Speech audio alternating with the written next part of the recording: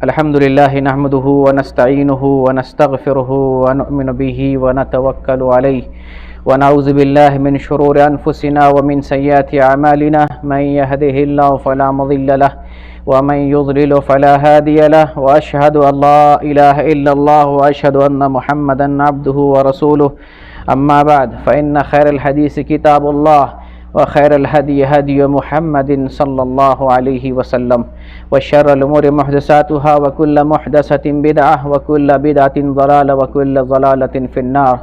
أعوذ بالله من الشيطان الرجيم. بسم الله الرحمن الرحيم. قل إنما أنا بشر مثلكم يوحى إلي أنما إلهكم إله واحد فمن كان يرجو لقاء ربه فليعمل عملا صالحا ولا يشرك بعبادة ربه أحدا. ہر قسم کی تعریف اور بڑائی اللہ رب العالمین کے لیے ہے جو ہر قسم کی تعریف کے لائق ہے. ہر قسم کی بزرگی اسی کے لیے، ہر قسم کی تعریف اسی کے لیے، اور ہمیشہ ہمیں اسی کا گنگان کرنا چاہیے، اس کی بندگی خالص ہو کر کرنی چاہیے اور زندگی کو اسی کے لیے وقف کر دینا چاہیے، کیونکہ زندگی کا مقصد ہی رب العالمین کی بندگی اور اس کی عبادت ہے. درود و سلام کا نزول ہو اللہ کے تمام پیغمبروں پر، بالخصوص نبی آخر الزماں محمد عربی صلی اللہ علیہ وسلم پر. اسلامی بھائیوں، جس طریقے سے ہم اپنے جسم کو خوبصورت بناتے ہیں، اپنے آپ کو اچھا بناتے ہیں، مزین کرتے ہیں، بدن کو، کپڑے کو، جسم کو، اپنی زندگی کو، اپنی دنیا کو، تو ایک مومن کو اسی طریقے سے ظاہر اور باطن میں مزین ہونا چاہیے، ہر قسم کے عیب سے پاک ہونا چاہیے. اس کا دل جس طریقے سے ٹھیک ٹھاک ہو، اس کا اثر جسم پر پڑتا ہے کہ اس کا جسم بھی ٹھیک ٹھاک ہوگا. جس طریقے سے ہم اپنے جسم کو چاہتے ہیں کوئی بیماری اور کوئی مرض نہ لگے، اسی طریقے سے اپنے دل کو اور اپنی روح کو بھی کوئی بیماری نہیں لگنے دینا چاہیے. جب دل بیمار ہو جاتا ہے تو پورا جسم بیمار ہو جاتا ہے. اور آج کا جو موضوع ہے ریا، وہ ایک بیماری ہے جو دل کو لگتی ہے اور انسان کے دل کو بیمار کرتی ہے، جسم کو بیمار کرتی ہے، زندگی کو داغدار کرتی ہے اور تمام عملوں کو اکارت اور برباد کر دیتی ہے. ریا یہ اخلاص کے ضد ہے، اپوزٹ ہے. ریا کہتے ہیں لوگوں کو دکھانے کے لیے عمل کرنا، عبادت کرنا، دین کا کوئی کام کرنا، اور اخلاص کہتے ہیں اللہ کی رضا اور اس کی قربت حاصل کرنے کے لیے کوئی کام کرنا. دونوں ایک دوسرے کی ضد ہے. ریا کا مطلب یہ ہوا ہم لوگوں کو دکھانے کے لیے، تعریف کے لیے، اپنی شہرت کے لیے، دنیاوی کوئی فائدہ حاصل کرنے کے لیے، کوئی مرتبہ حاصل کرنے کے لیے عمل کرنا، یہ ریا ہے، ریاکاری اسے کہتے ہیں. قرآن میں اللہ نے اور محمد صلی اللہ علیہ وسلم نے حدیث میں اس کی بڑی مذمت بیان کی ہے، اور اس کے بالمقابل اخلاص ہے جو عبادت اور عمل میں مطلوب ہے. وہ یہ ہے کہ ہم اللہ کی رضا کے لیے، اس کی خوشنودی کے لیے، اس کی قربت حاصل کرنے کے لیے عمل کریں. یہ رضا ہے، یہ اخلاص ہے. اور یہاں یہ بات بھی معلوم ہونی چاہیے کہ اللہ کے یہاں وہی عمل قابل قبول ہے جس کے اندر اخلاص ہو اور اتباع رسول ہو، جس کا ذکر سورہ کہف کی آخری آیت جس کی میں نے ابھی تلاوت کی ہے اس میں اللہ تعالیٰ نے ذکر کیا ہے. اللہ تعالیٰ ارشاد فرماتا ہے قل انما انا بشر مثلکم، اے نبی آپ لوگوں سے بتا دیں میں تم ہی جیسا ایک بشر ہوں. لوگوں کا عقیدہ ہے کہ محمد صلی اللہ علیہ وسلم کچھ دوسری چیز سے بنائے گئے ہیں، نور سے پیدا کیے گئے ہیں. یہ ان لوگوں کی تردید ہے. اللہ رب العالمین بتاتا ہے کہ نبی صلی اللہ علیہ وسلم ویسے ہی پیدا کیے گئے جیسے تم پیدا کیے گئے ہو. ماں کے پیٹ سے وہ پیدا ہونے والے ہیں، انسانی جسم، انسانی ساخت رکھتے ہیں، وہ بھی تمہاری طرح بولتے ہیں، تمہاری طرح چلتے ہیں، کھاتے اور پیتے ہیں، سوتے اور جاگتے ہیں، اٹھتے اور بیٹھتے ہیں، بازار جاتے ہیں. اسی لیے تو کافر میں بڑے بڑے سردار لوگ کہتے تھے ہم ہی جیسے انسان ہیں، اس کو ہم رسول کیسے مان لیں؟ رسول تو وہ ہو جو فرشتے ہو، ہم سے اعلیٰ ہو، کوئی الگ مخلوق ہو. تو ایسے مسلمان بھی ایسا عقیدہ رکھتے ہیں کہ محمد صلی اللہ علیہ وسلم الگ چیز سے بنائے گئے. اگر وہ الگ مخلوق ہوتی اور آپ الگ ہوتے، دوسری مخلوق میں سے ہوتے، تو ہمارے لیے نمونہ کیسے ہو سکتے تھے؟ نمونہ تو ہم ہی میں سے کوئی ہو سکتا ہے، ایک انسان جو شادی کرنے والا ہو، جس کے ساتھ زندگی کی ضروریات ہوں، جس کے مشاغل ہوں، ہماری طرح چلتے اور اٹھتے بیٹھتے ہوں، وہی ہمارے نمونہ بن سکتے ہیں۔ اگر فرشتے کو ہمارے لیے نمونہ بنا دیا جائے تو ہم تو کہیں گے ان کے پاس تو کوئی کام نہیں، ان کے پاس محنت مزدوری نہیں، ان کو تو سونے کی ضرورت نہیں ہے، ان کو کمانے اور زندگی کے دوسرے کام سے کوئی مطلب اور سروکار نہیں ہے، تو ہمارے لیے نمونہ اللہ تعالیٰ نے ہم ہی میں سے بھیجا ہے۔ تو یہ عقیدہ واضح رہے کہ محمد صلی اللہ علیہ وسلم ایک بشر ہیں، انسان ہیں، ہم ہی میں سے، ہم ہی جیسے، لیکن فضیلت میں ہم جیسے نہیں ہیں۔ یہ یاد رہے، فضیلت میں ہم جیسے نہیں ہیں، بڑے اعلیٰ، بڑے رتبہ والے ہیں۔ اللہ تعالیٰ اس فضیلت کا اسی آیت میں ذکر کر رہا ہے، اے نبی آپ لوگوں کو بتائیں، انما انا بشر مثلکم، میں تم ہی جیسا، مثلک سیم تمہاری جیسا میں انسان ہوں، لیکن میری فضیلت یہ ہے یوحا الی، میری طرف وحی کی جاتی ہے، اللہ ہم کلام ہوتا ہے، اللہ پیغام دیتا ہے، اللہ گفتگو کرتا ہے۔ یہ نبی صلی اللہ علیہ وسلم کا مقام اور مرتبہ ہے، یہ آپ کی فضیلت، آپ کا مقام، آپ کا رتبہ ہے۔ آپ کا رتبہ کیا ہے؟ آپ پر اللہ کی طرف سے وحی کا نزول ہوتا ہے، اور وحی کون سی ہوتی ہے؟ انما الہکم الہ واحد، تم لوگوں کا رب، تم لوگوں کا معبود، تم لوگوں کا پروردگار ایک ہے، انیک نہیں ہے، بہت زیادہ نہیں ہے، ہر کوئی مخلوق نہیں ہے، معبود نہیں، ایک ہے، تم سب کا معبود صرف ایک ہے۔ اور فمن کان یرجو لقاء ربہ فلیعمل عملا صالحا، آگے اللہ تعالیٰ اس کا ذکر کر رہا ہے جو میرے موضوع کا عنوان ہے، میرا خطبہ جس پر ہونے والا ہے، اللہ اس کا ذکر کر رہا ہے، فمن کان یرجو لقاء ربہ فلیعمل عملا صالحا، جو اپنے رب سے آخرت میں ملاقات کی امید رکھتا ہے تو وہ نیک عمل کرے۔ کون سا؟ فلیعمل عملا صالح، نیک عمل کرے۔ نیک عمل کیا ہے؟ اپنی مرضی سے کرنا، دیکھ کر کرنا، سن کر کرنا، لوگوں کے حساب سے کرنا، سماج اور سوسائٹی کے مطابق کرنا، آباء و اجداد کی نقالی کرنا، سماج اور سوسائٹی کے حساب سے چلنا، یہ عمل صالح نہیں ہے۔ عمل صالح نبی کریم صلی اللہ علیہ وسلم کی سنت ہے، آپ کی پیروی ہے، آپ کے دین پر چلنا ہے، آپ نے جو بتایا ہے وہی عمل صالح۔ ہمارا دل جو کہتا ہے، لوگ جو کہتے ہیں، لوگ یا طبیعت جس کو چاہے، وہ عمل صالح نہیں ہے۔ عمل صالح کیا ہے؟ جس کو رسول نے کر کے دکھایا، بتایا، امت کو اس کی طرف رہنمائی کی ہے، وہ عمل صالح۔ فلیعمل عملا صالحا، جو اپنے رب سے ملاقات کی امید رکھتا ہے اسے چاہیے کہ نیک عمل کرے، یہ پہلی شرط ہے۔ اور دوسری شرط آگے اللہ تعالیٰ ذکر کر رہا ہے، ولا یشرک بعبادۃ ربہ احدا، اور اپنے رب کی بندگی میں کسی کو شریک نہ کرے۔ دو شرطیں اللہ ذکر کر رہا ہے۔ جو اپنے رب سے ملاقات کی امید رکھتا ہے، وہ یہ چاہتا ہے میں اپنے رب سے قیامت میں ملاقات کروں، خندہ پیشانی سے اپنے رب سے ملوں، اور میں شرمسار نہ ہوں، میں اس وقت ملول نہ ہو جاؤں، میں اس وقت شرمندہ نہ ہو جاؤں، اپنے رب سے ہنسی خوشی اور اچھے سے اپنے رب سے ملاقات کروں۔ وہ دو کام کرے، ایک تو یہ ہے کہ سنت کے مطابق عمل کرے، نیک عمل کرے، اور اپنے رب کی بندگی میں کسی کو شریک نہ کرے۔ یہ ہے عمل کی قبولیت کی دو شرطیں۔ اللہ کے یہاں وہی عمل مقبول ہوگا جو سنت کے مطابق ہو اور جس کے اندر اخلاص پایا جائے، شرک نہ پایا جائے، مشارکت نہ ہو، رب کی بندگی میں کسی کو شریک نہ کرے، رب کی بندگی کسی غیر کے لیے نہ کرے۔ تو ریاکاری جو ہے اخلاص کے ضد ہے، عمل کو باطل کر دیتی ہے۔ ہم عمل اس لیے نہیں کرتے ہیں کہ اللہ راضی ہو جائے، ہم عمل اس لیے کرتے ہیں کہ بندہ ہم سے راضی ہو جائے، ہماری تعریف کرے، ہمارا مقام بلند کر دے۔ ہو سکتا ہے ہماری کرسی اونچے بڑھ جائے، ہو سکتا ہے مدرسے سے کسی اور جگہ منتقل ہو جائیں، سماج اور سوسائٹی میں ہماری ایک حیثیت ہو۔ یہ ریاکاری بڑی خطرناک بیماری ہے، اور یہ بیماری سماج کے ہر طبقے میں موجود ہے۔ ایسا نہیں کہ عالم طبقہ اس سے بری ہے، تبلیغ کرنے والے بری ہیں، دین کی تعلیم دینے والے بری ہیں، یا عوام طبقہ اس سے بری ہے۔ کوئی طبقہ اس سے مستثنیٰ نہیں ہے۔ اللہ کے رسول نے اس کے بارے میں بڑی خدشات ظاہر کی تھی، بڑا خطرہ محسوس کیا تھا اپنی امت پر شرک ریاکاری کے بارے میں، تو یہ ریاکاری ہر طبقے میں موجود ہے، اور ریاکاری یہ ہے کہ جو اللہ کے لیے نہ ہو، غیر اللہ کے لیے ہو، انسانوں کو خوش کرنے کے لیے ہو، اپنی تعریف کے لیے ہو، ریا کے لیے ہو، ناموری کے لیے ہو، شہرت کے لیے ہو، یا شرف اور مرتبہ حاصل کرنے کے لیے ہو، یہ ریاکاری ہے اور اخلاص کی ضد ہے، اور یہ ریاکاری شرک ہے۔ معلوم ہونا چاہیے یہ ریاکاری شرک ہے، اور یہ عمل کو اکارت اور برباد کر دیتی ہے۔ ریاکاری کی متعدد شکلیں ہیں، متعدد صورتیں ہیں، متعدد قسمیں ہیں۔ ایک ریاکاری تو وہ ہے جو منافقین کی ہے۔ منافقین یہ ریاکار ہوتے ہیں، مکار اور عیار ہوتے ہیں۔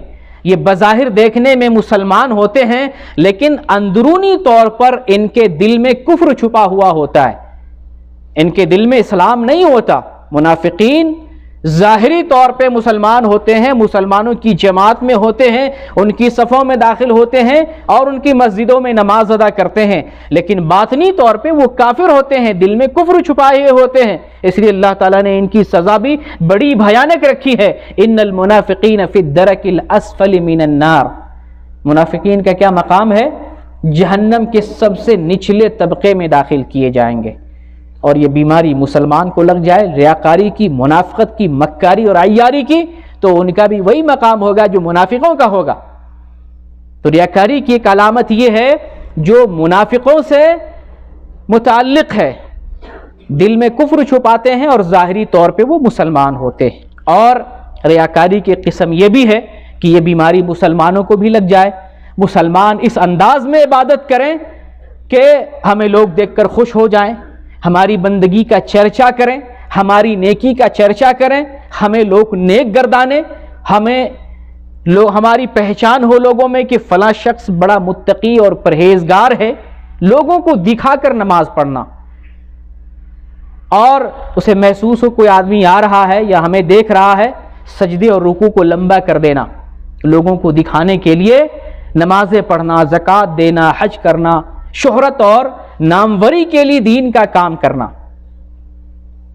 اور ایک صورت یہ ہو سکتی ہے کہ انسان دکھا کر کوئی عمل نہیں کر رہا ہے، اس کے عمل کو کوئی نہیں جانتا ہے، تنہائی میں اس نے عمل کیا تھا، رات میں تہجد کی نماز پڑھا تھا، کسی نے نہیں دیکھا تھا، پورے قرآن مجید کی تلاوت کیا تھا، ایک ختم کیا تھا، کوئی جانتا نہیں تھا، 1,00,000 مرتبہ درود پڑھا تھا، کوئی جانتا نہیں تھا، رات بھر اٹھ کے دعائیں کرتا تھا، کوئی جانتا نہیں تھا، لیکن لوگوں میں جا کر وہ پرچار کرتا ہے، میں نے آج رات تہجد کی نماز پڑھی ہے، میں نے 1,00,000 مرتبہ درود پاک پڑھا ہے، میں نے پورا قرآن ختم کر ڈالا ہے، میں نے آج بڑی لمبی دعائیں کی ہے۔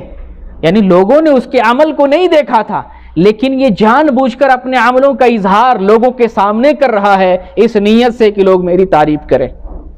یہ بھی ریاکاری، یہ بھی ریاکاری۔ اور ریاکاری کا تعلق مختلف شعبے حیات سے ہے، مختلف طور طریقے سے ہے، مختلف اس کی اقسام۔ اور ریاکاری کی ایک صورت یہ بھی ہوتی ہے، لوگ جسموں سے ریاکاری دکھاتے ہیں۔ بہت سے لوگ ہوتے ہیں بزرگی ظاہر کرنے کے لیے اپنی پیشانی کو پتھر سے رگڑتے ہیں، یہاں نشان پڑ جائے، لمبا سجدہ اس نیت سے کرتے ہیں پتھر پہ ٹیک کر کہ ہاں نشانی آ جائے، لوگ بزرگی کی علامت تصور کریں، مجھے نیک گردانے۔ اگر عبادت سے ہو جائے، یوں ہی ہو جائے، کوئی حرج کی بات نہیں، اللہ تعالیٰ دل کو دیکھتا ہے، نیت کو جانتا ہے، ہم کسی پر شبہ نہیں کر سکتے ہیں، ہم آگاہ کر رہے ہیں اگر کوئی شخص اس نیت سے کر رہا ہے تو اس کی عبادت فاسد ہو جائے گی، برباد اور رائیگاں ہو جائے گی۔ صرف پیشانی کا معاملہ نہیں ہے، وہ اپنے جسموں سے بھی اظہار کرتا ہے کہ آج میں نے رات اتنی عبادت کی ہے، اتنے تہجد کی نماز پڑھی ہے، دن میں مجھے سستی آ رہی ہے، تھکاوٹ آ رہی ہے۔ اسے بیان کرنے کی کیا ضرورت ہے؟ اسے بیان کرنے کی کیا ضرورت ہے؟ آپ روزہ رکھیں، لوگوں سے بیان کریں میں نے آج جو ہے روزہ رکھا، بڑا تھک گیا ہوں، مجھے کمزوری محسوس ہو رہی ہے۔ آپ اس کو دوسروں سے بیان کر کے کیا چاہتے ہیں؟ آپ نے روزہ کس کے لیے رکھا ہے؟ قرآن ایک سپارے ختم کر لیں اور لوگوں سے کہ اب زبان تھک گئی ہے، زبان چل نہیں رہی ہے، میں تھک گیا ہوں۔ یہ لوگوں سے اس کا اظہار کرنے کا کیا مطلب ہے؟ لوگوں سے تعریف سننا، لوگوں سے واہواہی لوٹنا، لوگوں کی نظر میں اچھا بننا، یہی ریاکاری ہے۔ یہ بھی ریاکاری کی قسموں میں سے ہے۔ اسی طریقے سے جیسے جسم سے ریاکاری کا اظہار ہوتا ہے، انسان لباسوں سے ریاکاری کا اظہار کرتا ہے، لباس اس انداز میں اختیار کرتا ہے لوگ اسے دیکھ کر متقی گردانے، کیا ضرورت ہے آپ کو دکھانے کی؟ اچھا لباس لگائیں مگر نیت ایسی نہ ہونا۔ اور یہ بھی یاد رہے کہ ہم کسی کی نیت پر بھی ڈاکہ نہیں ڈالیں گے، کسی نیت پر شبہ بھی نہیں کریں گے۔ یہ لوگوں کو، اپنے آپ کو پہلے میں مخاطب کر رہا ہوں، لوگوں کو پھر مخاطب کر رہا ہوں، ایسی نیت پیدا نہ ہونے پائے لباسوں کے ذریعہ کہ ہم ایسا لباس، ایسا وضع قطع، ایسی صورت اور حیت اختیار کریں کہ لوگ دیکھ کر یہ محسوس کریں یہ بڑا اچھا بندہ ہے، یعنی ہم خود کو ایسا سنواریں، ہماری خود ایسی نیت ہو کہ لوگ ہمارے جسم کو، لباس کو دیکھ کر محسوس کرے کہ یہ بندہ بڑا متقی اور پرہیزگار ہوگا۔ اپنی نیت کی ہمیں اصلاح کرنے کی ضرورت ہے تاکہ ایسا عمل ہمارے جسم سے اور لباس سے صادر نہ ہونے پائے۔ اسی طریقے سے بہت سے لوگ زبان و بیان کے ذریعہ ریاکاری کا اظہار کرتے ہیں، بڑی عاجزی دکھاتے ہیں، میری عبادت کیا ہے، میری نماز کیا ہے، میری دعا کیا ہے، میں اتنی تلاوت کرتا ہوں لیکن پتہ نہیں، یعنی اپنی زبان سے، اپنے بیان سے اس طریقے سے عاجزی کا اظہار کرے، ایسی فقیری کا اظہار کرے کہ لوگ اس کی تعریف کریں، یہ بندہ بڑا متقی لگ رہا ہے، بڑا بزرگی بیان کر رہا ہے، بڑی عاجزی کے ساتھ گفتگو کر رہا ہے، ایسی نیت ہونے نہ پائے۔ اور میں بار بار یہ کہہ رہا ہوں کسی کی نیت پر شبہ بھی نہیں کرنا، ہم ٹھیکیدار نہیں، ہم کسی کے، ہم ذمہ دار نہیں کسی کے، لیکن ہمیں وہ عمل جاننا پڑے گا جس عمل کی بنیاد پر نیکیاں ضائع ہو جاتی ہیں، وہ صفت ہمیں علامت جاننی ہوگی جس علامت کی بنیاد پر انسان کی نیکیاں اور عبادتیں رائگاں ہو جاتی، ہمیں اسے جاننا ہے۔ عوام کو، علماء کو، ہر انسان کو جاننے کی ضرورت ہے، کہیں ایسا غرور آ جائے، ایسی نیت آ جائے، سامنے والا تو دیکھ نہیں رہا لیکن انسان کی نیت تو ایسی ہوتی ہے، انسان خود سمجھ رہا ہوتا ہے میں کس نیت سے عبادت کر رہا ہوں، کس نیت سے ایسا بیان دے رہا ہوں، کس نیت سے اپنی بزرگی کا اظہار دوسروں کے سامنے کر رہا ہوں، اس کی نیت، اس کے دل میں یہ ارادہ تو ہوتا ہے، وہ انسان تو سمجھ رہا ہوتا ہے، اس انسان کو اپنی نیت کی اصلاح کی ضرورت ہوتی ہے۔ یہ بہت مہلک بیماری ہے، یہ بیماری دل کو لگتی ہے، دور کا انسان اور قریب اور نزدیک کا انسان اس بیماری کو بھانپ نہیں پاتا، سمجھ نہیں پاتا، لیکن وہ انسان، جس انسان کے اندر یہ بیماری آ جاتی ہے اور آہستہ آہستہ آتی ہے، شروع میں انسان اتنا بڑا بیماری محسوس نہیں کرتا ہے لیکن دھیرے دھیرے بیماری دل کو لگتی ہے اور یہ بیماری اتنی بڑھتی ہے کہ دل بیمار، جسم بیمار اور زندگی خراب اور پوری آخرت برباد ہو جاتی ہے، پورے اعمال اکارت اور برباد ہو جاتے ہیں، بڑی خطرناک بیماری ہے۔ اور میں آپ کے سامنے چند احادیث ذکر کروں گا جن احادیث کی روشنی میں ہم اندازہ لگا سکتے ہیں کہ ریاکاری کی کتنی خطرناکی ہے، یہ کتنی خطرناک بیماری ہے، اعمال کے لیے کتنی بڑی تباہی اور بربادی کا سبب اور ذریعہ ہے۔ نبی صلی اللہ علیہ وسلم نے ریاکاری کو شرک اصغر کہا، چھوٹا شرک لیکن بڑا خطرناک شرک ہے، یہ شرک ہے، یہ شرک ہے، اور شرک جانتے ہیں بڑا خطرناک ہے۔ اللہ کی عبادت میں کسی کو شریک کرنا یہ شرک کہلاتا ہے۔ ہم عبادت اور عمل اس لیے کر رہے ہیں کوئی دیکھ کر خوش ہو جائے، یہ اللہ کی عبادت میں شریک کرنا ہوا اور یہ اخلاص کے منافی ہے، اور عمل کی قبولیت کے لیے اخلاص چاہیے۔ اگر ریاکاری آ جائے تو اخلاص ختم ہو جاتا ہے اور وہ عمل مردود اور باطل ہو جاتا ہے۔ تو نبی کریم صلی اللہ علیہ وسلم ارشاد فرماتے ہیں، ان اخوف ما اخاف علیکم الشرک الاصغر الریا، میں تمہارے اوپر سب سے زیادہ جس بات کا خطرہ محسوس کرتا ہوں وہ شرک اصغر ہے، اور شرک اصغر کیا ہے؟ ریاکاری ہے۔ نبی کریم صلی اللہ علیہ وسلم یہ خطرہ کس پر محسوس کر رہے ہیں؟ کافروں پر، منافقوں پر نہیں، اپنی امت پر، مسلمانوں پر یہ خطرہ محسوس کر رہے ہیں کہ میں تمہارے درمیان ایک بڑا خطرہ محسوس کر رہا ہوں، وہ ہے شرک خفی کا۔ صحابہ نے پوچھا اللہ کے رسول یہ شرک خفی کیا ہے؟ آپ نے بتایا دکھاوا، ریاکاری، لوگوں کو دکھانے کے لیے عمل کرنا، یہ شرک اصغر ہے اور اس کا خطرہ اپنی امت پر بہت محسوس کر رہا ہوں۔ قیامت میں اللہ رب العالمین جب لوگوں کے عملوں کا بدلہ دے گا تو ریاکاروں سے کہے گا تم جاؤ ان لوگوں کے پاس جن کو دکھانے کے لیے عمل کیا کرتے تھے، انہی سے تم بدلہ لو، اور دیکھو تم کو کیا بدلہ دیتے ہیں۔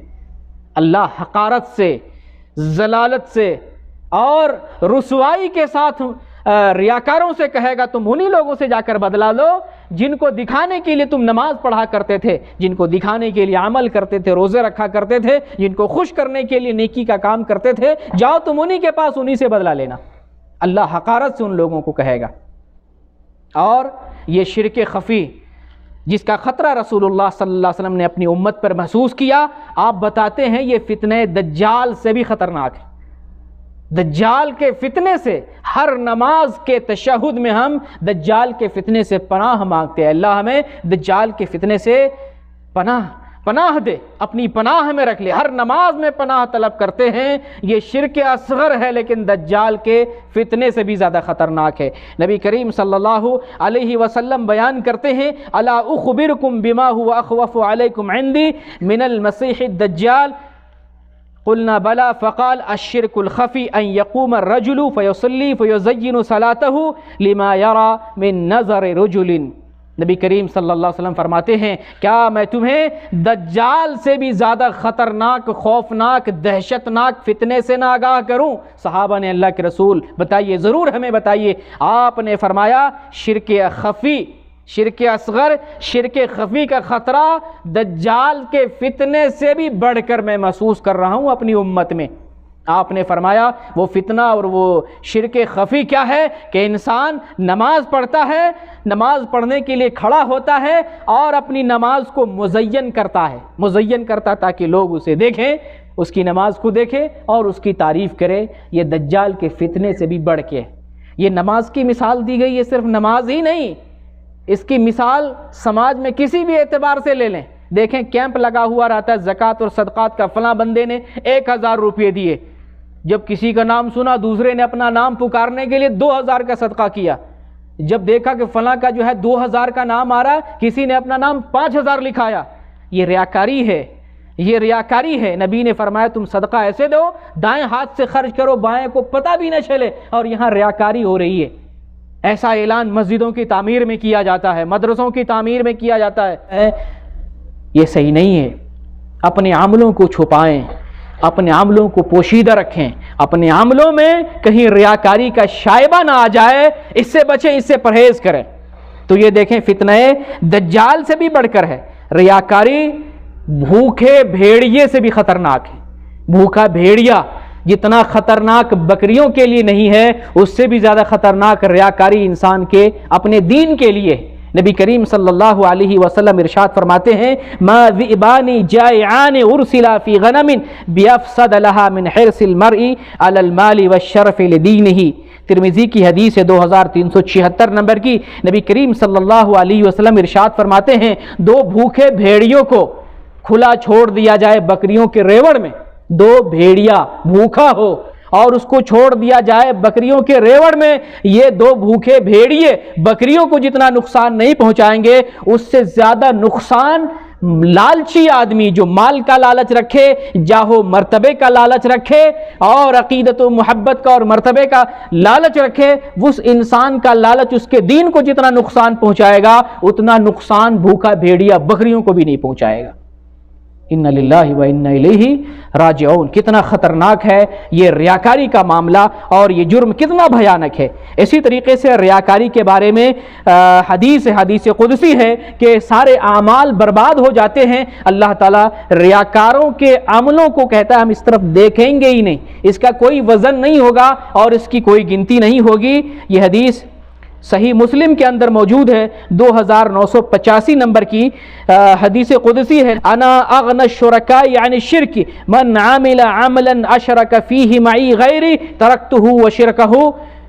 حدیث قدسی ہے، رب العالمین فرماتا ہے کہ میں اپنے شرکا میں شرک سے سب سے زیادہ بے نیاز ہوں، شرک سے سب سے زیادہ دور ہوں، بے نیاز ہوں، اور جس نے کوئی ایسا عمل کیا جس کے اندر میرے ساتھ کسی غیر کو شریک کر لیا، کسی انسان نے کوئی ایسا کام کیا جس عمل میں، جس خیر میں، جس بندگی میں، عبادت میں میرے ساتھ اس نے کسی غیر کو شریک کر لیا، میں اس آدمی کو بھی چھوڑ دوں گا، اس کے عمل کو بھی چھوڑ دوں گا، اس کو گنتی میں نہیں لاؤں گا، احاطہ شمار میں نہیں لاؤں گا۔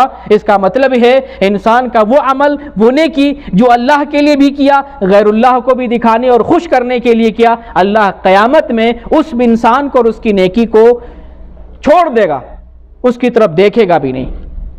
تو ریاکاری کرنے کی وجہ سے انسان کے تمام اعمال اکارت اور برباد کر دیے جاتے ہیں۔ ذرا اندازہ لگائیں ایک حدیث سے جو متعدد کتب حدیث میں موجود ہے اور بڑی مشہور حدیث ہے، قیامت میں سب سے پہلے شہید کو لایا جائے گا۔ ذرا آنکھیں کھولیں اور اس حدیث کی روشنی میں اپنا جائزہ لیں، اپنے عملوں کا، اپنے دل کا اور اپنی دنیا کا جائزہ لیں۔ قیامت میں سب سے پہلے شہید کو لایا جائے گا۔ شہید جب اللہ رب العالمین کے سامنے پیش کیا جائے گا، اللہ شہید کو کہے گا میں نے فلاں فلاں نعمت تم کو دنیا میں دی تھی، تو کہے گا ہاں اللہ تو نے فلاں فلاں نعمت مجھے دی تھی۔ اللہ پوچھے گا تم نے اس نعمت کا کیا کیا؟ وہ شہید کہے گا میں تیرے راستے میں اس نعمت کا استعمال کیا، تیرے راستے میں لڑائی کی، غزوہ کیا، جہاد کیا اور شہید ہو گیا۔ اللہ کہے گا تو جھوٹ بولتا ہے، تو جھوٹ بولتا ہے، تو نے میرے راستے میں اس لیے لڑائی کی کہ تجھے لوگ شہید کہیں، تجھے لوگ مجاہد کہیں، غازی کہیں، تو نے اس لیے جہاد کیا تھا اور لوگ تمہیں مجاہد کہنے بھی لگے، شہید کہنے لگے۔ اللہ تعالیٰ حکم کرے گا اس بندے کو لے جاؤ، اس آدمی کو گھسیٹ کر، منہ کے بل گھسیٹ کر جہنم میں پھینک دو۔ وہ آدمی کون ہوگا؟ شہید۔ بڑا مقام و مرتبہ ہے، شہید کو جہنم میں منہ کے بل گھسیٹ کے پھینک دیا جائے گا۔ پھر ایک دوسرا بندہ لایا جائے گا، قرآن پڑھانے والا، قرآن کی تلاوت کرنے والا۔ اللہ اس سے پوچھے گا میں نے تجھے فلاں فلاں نعمتیں دی تھی، تو نے ان نعمتوں کا کیسے کیا کیا؟ وہ بندہ کہے گا میں نے دین پڑھا، دین سیکھا، لوگوں کو سکھایا، قرآن پڑھا، قرآن سکھایا۔ اللہ کہے گا تو جھوٹ بولتا ہے، تو نے قرآن تو نے اس لیے پڑھا، تو نے دین اس لیے سیکھا تاکہ لوگ تجھے عالم کہیں، قاری کہیں، اس لیے تو نے دین سیکھا، لوگوں کو سکھایا اور دنیا والے تجھے عالم کہتے تھے، قاری کہتے تھے۔ تو جھوٹ بولتا ہے، ریاکاری اور مکاری کے لیے تو نے عمل کیا تھا۔ حکم ہوگا چنانچہ اس آدمی کو، عالم و قاری کو، منہ کے بل گھسیٹ کر جہنم میں داخل کر دیا جائے گا۔ ایک تیسرا شخص لایا جائے گا، بڑا پیسے والا ہوگا، مالدار ہوگا، اللہ نے بڑی سخاوت کی تھی اس پر۔ اللہ سے پوچھے گا میں نے فلاں فلاں نعمتیں تجھ کو دنیا میں دی تھی، بڑا مال تو نے تجھ کو دیا تھا، تو نے اس مال کا کیا کیا؟ وہ کہے گا بار الہ یقیناً تو نے مجھے بڑا مال دیا تھا، اس مال کو تیرے راستے میں نے خرچ کیا۔ اللہ کہے گا تو جھوٹ بولتا ہے، تو نے اس مال کو میرے راستے میں اس لیے خرچ کیا تھا تاکہ لوگ تجھے سخی کہیں، فیاض کہیں، مالدار کہیں، دین پر لٹانے والا کہیں۔ تو نے ناموری کے لیے، شہرت کے لیے اور دنیا میں عزت کمانے کے لیے ایسا کیا تھا، لہٰذا تمہارا مقام یہ ہے، تمہیں گھسیٹ کر جہنم میں داخل کر دیا جائے گا۔ چنانچہ حکم ہوگا اسے بھی منہ کے بل گھسیٹ کر جہنم میں داخل کر دیا جائے گا۔ کتنے بڑے بڑے لوگ، شہید، عالم و قاری اور اللہ کے راستے میں مال لٹانے والا، اتنے بڑے بڑے درجے کے حامل لوگ منہ کے بل گھسیٹ کے جہنم میں داخل کیے جا رہے ہیں۔ کس بنیاد پر؟ عمل میں ریا کی وجہ سے، عمل میں شہرت کی وجہ سے، عمل میں دکھاوا ہونے کی وجہ سے اللہ تعالیٰ ان کے اتنے بڑے بڑے عملوں کے ان کو منہ پر مار دے گا۔ یعنی نیکیاں ہونے کے باوجود اللہ کے یہاں قبول نہیں ہے۔ نیکیاں تھی، بڑی بڑی نیکیاں، اللہ کے راستے میں شہید ہو جانا، جان قربان کر لینا کتنی بڑی نیکی ہے، لیکن اللہ تعالیٰ اس نیکی کو اس بنیاد پر قبول نہیں کرے گا کہ وہ شخص چاہ رہا تھا لوگ مجھے شہید کہیں۔ اور یہی حال اگر دین کا معاملہ ہے، دین اس لیے سیکھتا ہے اور سکھاتا ہے کہ لوگ اسے بڑے عالم کہیں، اس کی پہچان ہو، اس کی شہرت ہو، ناموری ہو، تو وہ شخص جو ہے جہنم رسید کیا جائے گا۔ نبی کریم صلی اللہ علیہ وسلم فرماتے ہیں، ابن ماجہ کی حدیث ہے، جو شخص اس لیے علم حاصل کرتا ہے تاکہ لوگوں کو اپنی طرف متوجہ کرے، اپنی طرف مائل کرے، تو اسے جہنم میں ڈالا جائے گا، اسے جہنم میں پھینک دیا جائے گا۔ تو یہ ہے ریاکاری کی جو ہے خطرناکی اور ریاکاری کا معاملہ۔ ریاکاری کی وجہ سے انسان کی ساری نیکیاں ضائع ہو جاتی ہیں، سارے اعمال برباد ہو جاتے ہیں، سارے حسنات جو ہے اس کے دامن سے ختم کر دیے جاتے ہیں۔ بڑا سنگین معاملہ ہے۔ قبل اس کے کہ ہم آخرت میں اپنے عملوں سے ہم جو ہے دھتکار دیے جائیں اور ہم اللہ کے سامنے ذلیل ہوں، یہاں ہمیں ہوش کا ناخن لینے کی ضرورت ہے۔ یاد کریں اس بھیانک معاملے کا جب اللہ کا سامنا ہوگا۔ صحیح بخاری کی حدیث ہے، نبی کریم صلی اللہ علیہ وسلم ارشاد فرماتے ہیں، من سمع اللہ بہ ومن یرائی یرائی اللہ بہ، کہ جو آدمی شہرت کے لیے کوئی عمل کرتا ہے، اللہ تعالیٰ آخرت میں سب کو سنا دے گا یہ بندہ شہرت کے لیے کام کرتا تھا۔ ذلیل و رسوا ہوگا اور اللہ ذلیل و رسوا کرے گا۔ اور نبی فرماتے ہیں وَمَن يُرَائی يُرَائی اللَّهُ بِهِ، اور جو دنیا میں دکھانے کے لیے عمل کرتا تھا اللہ آخرت میں اسے دکھا دے گا۔ یہ دکھاوا کرنے والا تھا، یہ ناٹک کرنے والا تھا، یہ عیار اور مکار تھا۔ بڑے افسوس کا مقام ہے آج والدین کی خدمت بھی لوگ خوش کرنے کے لیے کرتے ہیں کہ باپ ہمیں زمین لکھ دے، گھر میرے نام کر دے، دوسرے بھائیوں کی نظر میں اس کا مقام و مرتبہ بڑھ جائے۔ آج استاذ کا ادب بھی ایک طالب علم اس لیے کرتا ہے اسے پاس کر دیا جائے، اس کو کوئی اس کی نظر میں بڑا مقام و مرتبہ ہو جائے، یا اس کو بعد میں کوئی دنیاوی منفعت حاصل کیا ہو سکے۔ آج تبلیغ کرنے والے، آج دین کا کام کرنے والے، آج دین بتانے والے، آج دنیا میں جو ہے بڑے بڑے دیندار لوگوں میں یہ بیماری پیوست ہو گئی ہے، اور سارا کا سارا معاملہ دکھانے کا اور جو ہے شہرت کا اور ناموری کا۔ لوگ اس دنیا میں صرف اس فکر میں پڑے ہوئے ہیں کہ اس کا ظاہر اچھا ہو جائے، لوگ اسے دیکھ کر اچھا کریں۔ آج سے پہلے ہمارے اسلاف کا، بزرگان دین کا اور ائمہ دین کا یہ مقصد اور منشا ہوتا تھا کہ اس کا اندر پاک ہو۔ آج ہم صرف ظاہری دکھاتے ہیں، پاک اور صاف رکھنے کی کوشش کرتے ہیں، اندر کا معاملہ ہم نے چھوڑ دیا۔ سوچتے ہیں کون دیکھ رہا ہے، کون دیکھنے والا ہے۔ یہ مکاری جو ہمارے دل میں ہے، ہم سوچتے ہیں کون دیکھ رہا ہے۔ ایک بیٹا باپ کو دھوکہ دے رہا ہے، ایک دوست دوسرے دوست کو دھوکہ دے رہا ہے، ایک عالم پوری قوم کو دھوکہ دے رہا ہے، ایک مفتی، ایک قاضی، ایک جو ہے فتویٰ دینے والا، ایک پڑھنے اور پڑھانے والا، ہر کوئی دوسرے کو دھوکہ دے رہا، سوچتا ہے کون دیکھ رہا ہے۔ یہ دل کا معاملہ ہے، اللہ کے علاوہ کوئی نہیں دیکھتا، لیکن یہ تو سمجھنا چاہیے اللہ دیکھ رہا ہے۔ اس لیے اس بیماری کا علاج یہی ہے کہ ہمیشہ ہماری نظر میں ہو میرا رب دیکھ رہا ہے۔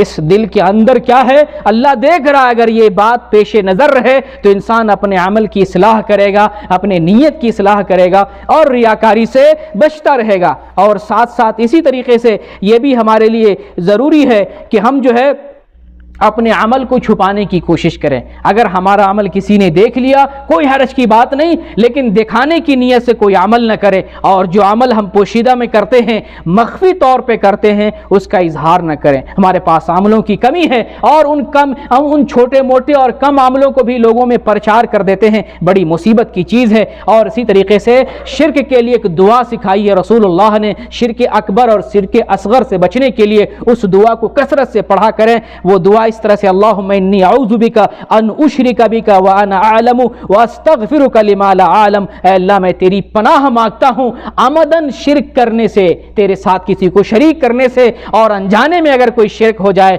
باری الہ میں اس سے بھی تیری مغفرت اور بخشش طلب کرتا ہوں۔ یہ دعا کثرت سے پڑھتے رہنا چاہیے۔ اللہ تعالیٰ سے دعا ہے باری الہ جس طریقے سے ہمارا ظاہر اچھا ہے یا اچھا کرنے کی کوشش کرتے ہیں، ہمارے باطن کو بھی بہتر اور اچھا بنا دے۔ باری الہ ہمارے عملوں میں اخلاص پیدا فرما دے، ہمیں ریاکاری سے دور کر دے۔ باری الہ امت مسلمہ میں اتحاد پیدا فرما دے، جب تک دنیا میں رہیں اسلام پر اور تیرے دین پر قائم رہیں، اور جب ہمارا خاتمہ ہو تو ایمان پر خاتمہ ہو۔ آمین۔ وآخر الدعوانا ان الحمد للہ رب العالمین۔